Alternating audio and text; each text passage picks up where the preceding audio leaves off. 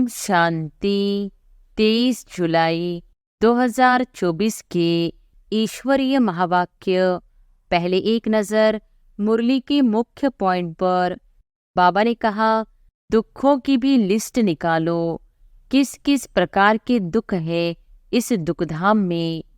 यह फ्लड्स आदि होती है तो गरीबों को दुख होता है। उनके सामान आदि का क्या हाल हो जाता है। दुख तो होता है ना, अपार दुख है। जो निरंतर याद करते हैं वही ऊंच पद पाएंगे। उसके लिए बाबा युक्तियां बतलाते रहते हैं। याद की रफ्तार बढ़ाओ। जल्दी जल्दी करना अपने हाथ में नहीं है। यह तो है ही ड्रामा की नोंद। महिमा सारी ड्रामा की है। भारत ही बहुत सुख पाता है तो दुख भी भारत ही पाता है। बीमारियां आदि भी भारत में अधिक है। यहाँ मच्छरों सदृश मनुष्य मरते हैं क्योंकि आयु छोटी है। और फिर बाबा ने कहा, तुम किसको भी बताओ तो बुद्धि में कितनी हलचल हो जाएगी कि यह क्या कहते हैं। इतनी छोटी बिंदी में सारा पाड़ भरा हुआ है जो बजाते ही रहते, कब थकते नहीं है। आधा कल्प है सुख, आधा कल्प है दुख। बहुत दुख देखकर ही मनुष्य कहते हैं इससे तो मोक्ष पाले। कितना समझाना पड़ता है। फलाने फलाने इतने समय बाद फिर आते हैं पाड़ बजाने।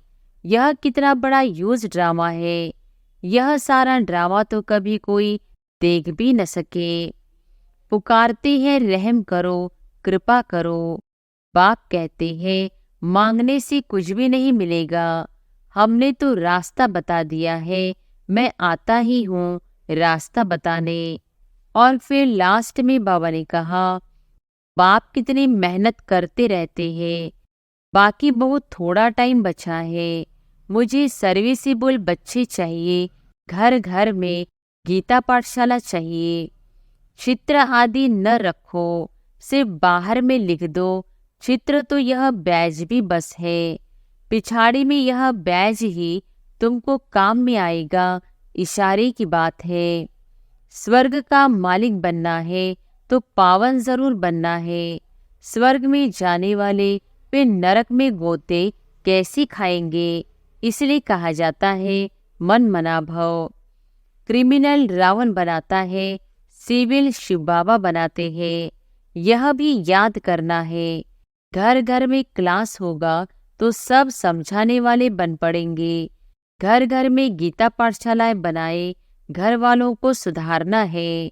और अब सुनते हैं महावाक्यों को विस्तार से। मुरली का सार। मीठे बच्चे, तुम्हें टाइम पर अपने घर वापस जाना है। इसलिए याद की रफ्तार को बढ़ाओ। इस दुखधाम को भूल शांति धाम और सुखधाम को याद करो। प्रश्न है, कौन सा एक गुह्य राज तुम मनुष्यों को सुनाओ तो उनकी बुद्धि में हलचल मच जाएगी। उत्तर है, उन्हें गुह्य राज सुनाओ कि आत्मा इतनी छोटी बिंदी है। उसमें फॉर एवर पाण भरा हुआ है जो पाण बजाती ही रहती है, कभी थकती नहीं। मोक्ष किसी को मिल नहीं सकता। मनुष्य बहुत दुख देखकर कहते हैं मोक्ष मिले तो अच्छा है। लेकिन अविनाशी आत्मा पाण बजाने के बिना रह नहीं सकती। इस बात को सुनकर उनके अंदर हलचल मच जाएगी। ओम शांति। मीठे मीठे रूहानी बच्चों को बाप समझाते हैं। यहाँ तो है रूहानी बच्चे। बाप रोज रोज समझाते हैं। बरोबर इस दुनिया में गरीबों को कितना दुख है। अभी यह फ्लड्स आदि होती है तो गरीबों को दुख होता है। उनके सामान आदि का क्या हाल हो जाता है। दुख तो होता है ना, अपार दुख है। साहूकारों को सुख है परंतु वह भी अल्पकाल के लिए। साहूकार भी बीमार पड़ते हैं, मृत्यु भी बहुत होती है। आज फलाना मरा, आज यह हुआ, आज प्रेसिडेंट है, कल गद्दी छोड़नी पड़ती है। घेराव कर उनको उतार देते हैं। यह भी दुख होता है। बाबा ने कहा है, दुखों की भी लिस्ट निकालो, किस किस प्रकार के दुख है इस दुखधाम में। तुम बच्चे सुखधाम को भी जानते हो, दुनिया कुछ भी नहीं जानती। दुखधाम सुखधाम की भेंट वह नहीं कर सकते। बाप कहते हैं, तुम सब कुछ जानते हो, यह मानेंगे कि बरोबर कहते सच है। यहाँ जिसको बड़े बड़े मकान है, एरोप्लेन आदि है, वह समझते हैं कलयुग को अजून 40,000 वर्ष चलना है। बाद में सतयुग आएगा। घोर अंधियारे में है ना, अब उन्हों को नजदीक ले आना है। बाकी थोड़ा समय है। कहाँ लाखों वर्ष कहते हैं, कहाँ तुम 5,000 वर्ष सिद्ध कर बतलाते हो। यह 5,000 वर्ष के बाद चक्र रिपीट होता है।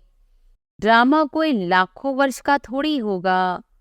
तुम समझ गए हो, जो कुछ होता है वह 5,000 वर्ष में होता है।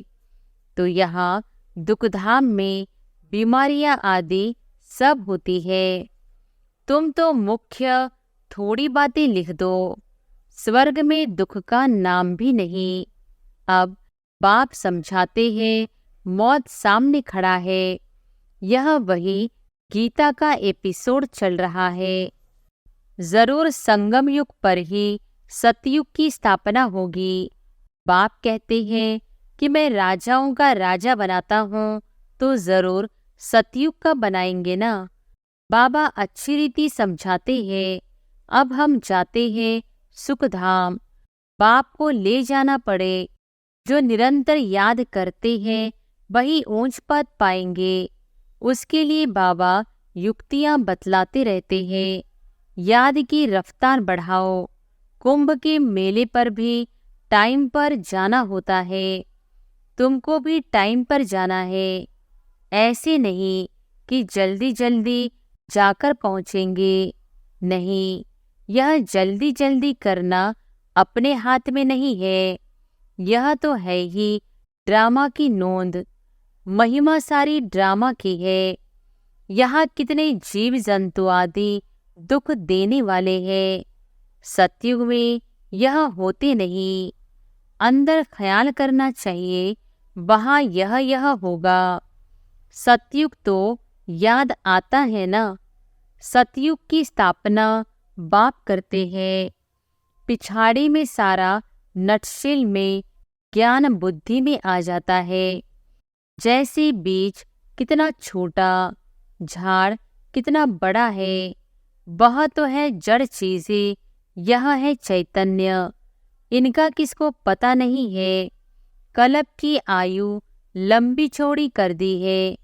भारत ही बहुत सुख पाता है, तो दुख भी भारत ही पाता है। बीमारियां आदि भी भारत में अधिक है। यहाँ मच्छरों सदृश मनुष्य मरते हैं, क्योंकि आयु छोटी है। यहाँ के सफाई करने वालों और विलायत के सफाई करने वालों में कितना फर्क है। विलायत से सारी इन्वेशन यहाँ आती है। सतयुग का नाम ही पैराडाइज है। वहाँ सब सतोप्रधान है। तुमको सब साक्षात्कार होंगे। यह है अब संगम योग, जबकि बाप बैठ समझाते हैं। समझाते रहेंगे, नई नई बातें सुनाते रहेंगे। बाप कहते हैं, दिन प्रतिदिन गुह्य गुह्य बातें सुनाता हूँ। आगे थोड़ी ही पता था। बाबा इतनी बिंदी है, उनमें सारा पाठ भरा हुआ है फॉर एवर। तुम पाठ बजाते आए हो, तुम किसको भी बताओ तो बुद्धि में कितनी हलचल हो जाएगी कि यह क्या कहते हैं। इतनी छोटी बिंदी में सारा पाठ भरा हुआ है, जो बजाते ही रहते, कब थकते नहीं है, किसको भी पता नहीं। अभी तुम बच्चों को समझ पड़ती जाती है कि आधा कल्प है सुख, आधा कल्प है दुख। बहुत दुख देख कर ही मनुष्य कहते हैं इससे तो मोक्ष पाले। जब तुम सुख में शांति में होंगे, वहाँ थोड़े ही ऐसे कहेंगे। यह सारी नॉलेज अभी तुम्हारी बुद्धि में है। जैसे बाप बीज होने कारण उसके पास सारे झाड़ की नॉलेज है, झाड़ का मॉडल रूप दिखाया है, बड़ा थोड़ी ही दिखा सकते। बुद्धि में सारी नॉलेज आ जाती है तो तुम बच्चों की कितनी विशाल बुद्धि होनी चाहिए। कितना समझाना पड़ता है, फलाने फलाने इतने समय बाद फिर आते हैं पाठ बजाने। यह कितना बड़ा ह्यूज ड्रामा है। यह सारा ड्रामा तो कभी कोई देख भी न सके, इम्पॉसिबल है। दिव्य दृष्टि से तो अच्छी चीज देखी जाती है। गणेश, हनुमान, यह सब है भक्ति मार्ग के, परंतु मनुष्यों की भावना बैठी हुई है तो छोड़ नहीं सकते। अब तुम बच्चों को पुरुषार्थ करना है। कल्प पहले मिसल पद पाने के लिए पढ़ना है। तुम जानते हो पुनर्जन्म तो हर एक को लेना ही है। सीढ़ी कैसे उतरे हैं यह तो बच्चे जान गए हो। जो खुद जानते हैं वह औरों को भी समझाने लग पड़ेंगे। कल्प पहले भी यही किया होगा। ऐसे ही म्यूजियम बनाकर कल्प पहले भी बच्चों को सिखाया होगा। पुरुषार्थ करते रहते हैं, करते रहेंगे। ड्रामा में नोंद है, ऐसे तो ढेर हो जाएंगे। गली गली, घर घर में यह स्कूल होगा। है सिर्फ धारणा करने की बात। बोलो, तुम्हारे दो बाप हैं, बड़ा कौन ठहरा? उनको ही पुकारते हैं, रहम करो, कृपा करो। बाप कहते हैं मांगने से कुछ भी नहीं मिलेगा। हमने तो रास्ता बता दिया है। मैं आता ही हूँ रास्ता बताने। सारा झाड़ तुम्हारी बुद्धि में है। बाप कितनी मेहनत करते रहते हैं। बाकी बहुत थोड़ा टाइम बचा है। मुझे सर्विसेबल बच्चे चाहिए। घर घर में गीता पाठशाला चाहिए। और चित्र आदि न रखो, सिर्फ बाहर में लिख दो। चित्र तो यह बैज ही बस है। पिछाड़ी में यह बैज ही तुमको काम में आएगा। इशारे की बात है, मालूम पड़ जाता है बेहद का बाप जरूर स्वर्ग ही रचेंगे। तो बाप को याद करेंगे तब तो स्वर्ग में जाएंगे ना। यह तो समझते हो हम पतित हैं, याद से ही पावन बनेंगे। और कोई उपाय नहीं। स्वर्ग है पावन दुनिया। स्वर्ग का मालिक बनना है तो पावन जरूर बनना है। स्वर्ग में जाने वाले फिर नरक में गोती कैसी खाएंगे? इसलिए कहा जाता है मन मना भव। बेहद के बाप को याद करो तो अंत मति सो गति होगी। स्वर्ग में जाने वाले विकार में थोड़े ही जाएंगे। भक्त लोग इतना विकार में नहीं जाते। सन्यासी भी ऐसे नहीं कहेंगे पवित्र बनो, क्योंकि खुद ही शादियां कराते हैं। वे गृहस्थियों को कहेंगे मास मास में विकार में जाओ। ब्रह्मचारियों को ऐसे नहीं कहेंगे कि तुम्हें शादी नहीं करना है। तुम्हारे पास गंधर्वी विवाह करते हैं, फिर भी दूसरे दिन खेल खलास कर देते। माया बहुत कशिश करती है, तो भी पवित्र बनने का पुरुषार्थ इस समय ही होता है। फिर है प्रारब्ध। वहाँ तो रावण राज्य ही नहीं, क्रिमिनल ख्यालात ही नहीं होती। क्रिमिनल रावण बनाता है, सिविल शिव बाबा बनाते हैं। यह भी याद करना है, घर घर में क्लास होगा तो सब समझाने वाले बन पड़ेंगे।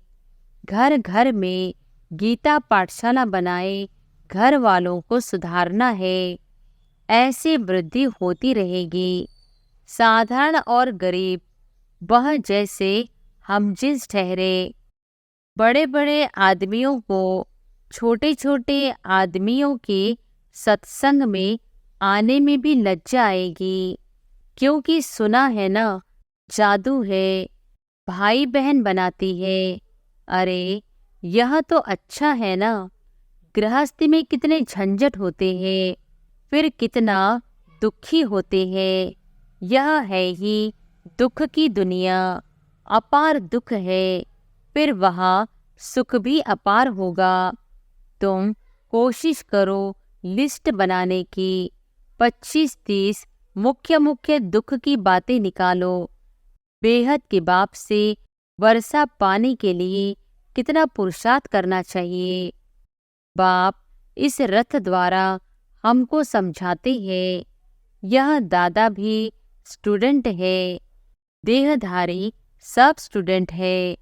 टीचर पढ़ाने वाला है विदेही। तुमको भी विदेही बनाते हैं। इसलिए बाप कहते हैं शरीर का भान छोड़ते जाओ। यह मकान आदि कुछ भी नहीं रहेगा, वहाँ सब कुछ नया मिलना है। पिछाड़ी में तुमको बहुत साक्षात्कार होंगे। यह तो जानते हो उस तरफ विनाश बहुत हो जाएगा। ऑटोमिक बॉम्ब से यहाँ के लिए है रक्त की नदियाँ, इसमें टाइम लगता है।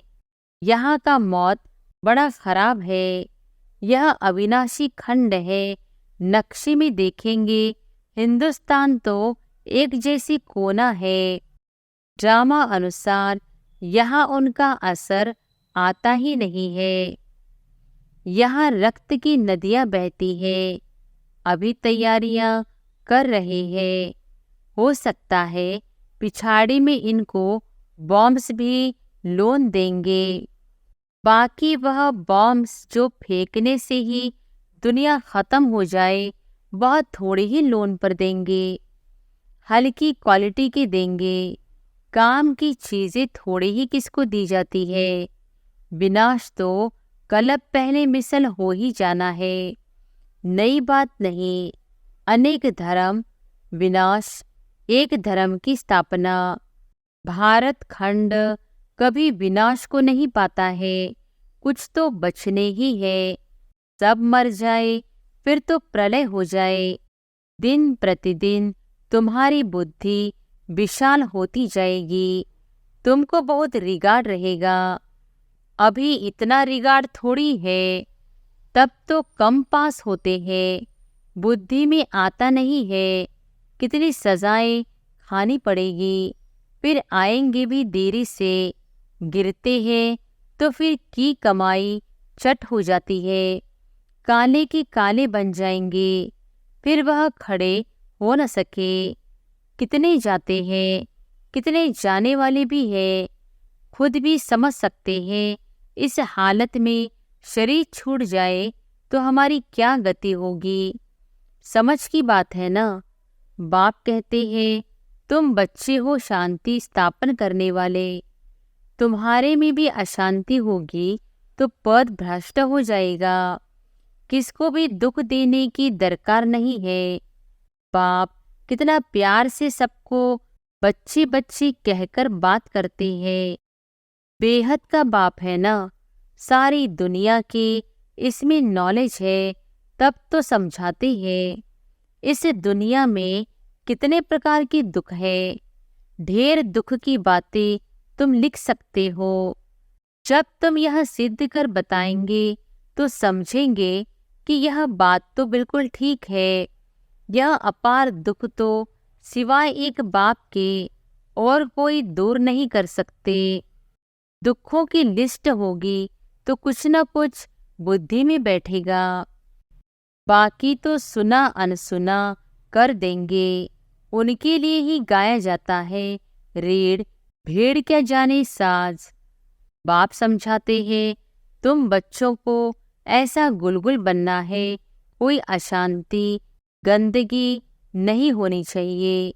अशांति फैलाने वाले देह अभिमानी ठहरे, उनसे दूर रहना है, छूना भी नहीं है। अच्छा, मीठे मीठे सिकिलधे बच्चों प्रति माता पिता बाप दादा का याद प्यार और गुड मॉर्निंग। रूहानी बाप की रूहानी बच्चों को नमस्ते। धारणा के लिए मुख्य सार। पहले पॉइंट, जैसे पढ़ाने वाला टीचर विदेही है, उसे देह का भान नहीं, ऐसे विदेही बनना है। शरीर का भान छोड़ती जाना है। क्रिमिनल आई को बदल सिविल आई बनानी है। दूसरी पॉइंट, अपनी बुद्धि को विशाल बनाना है। सजाओं से छूटने के लिए बाप का व पढ़ाई का रिगार्ड रखना है। कभी भी दुख नहीं देना है, अशांति नहीं फैलानी है। वरदान है, ब्राह्मण जीवन की नेचुरल नेचर द्वारा पत्थर को भी पानी बनाने वाले मास्टर प्रेम के सागर भव। ब्राह्मण जीवन की नेचुरल नेचर द्वारा पत्थर को भी पानी बनाने वाले मास्टर प्रेम के सागर भव। जैसे दुनिया वाले कहते हैं कि प्यार पत्थर को भी पानी कर देता है, ऐसे आप ब्राह्मणों की नेचुरल नेचर मास्टर प्रेम का सागर है। आपके पास आत्मिक प्यार परमात्मा प्यार की ऐसी शक्ति है जिससे भिन्न भिन्न नेचर को परिवर्तन कर सकते हो। जैसे प्यार के सागर ने अपने प्यार स्वरूप की अनादि नेचर से आप बच्चों को अपना बना लिया, ऐसे आप भी मास्टर प्यार के सागर बन विश्व की आत्माओं को सच्चा निस्वार्थ आत्मिक प्यार दो, तो उनकी नेचर परिवर्तन हो जाएगी। स्लोगन है, अपनी विशेषताओं को स्मृति में रख उन्हें सेवा में लगाओ तो उड़ती कला में उड़ती रहेंगी। अच्छा, ओम शांति।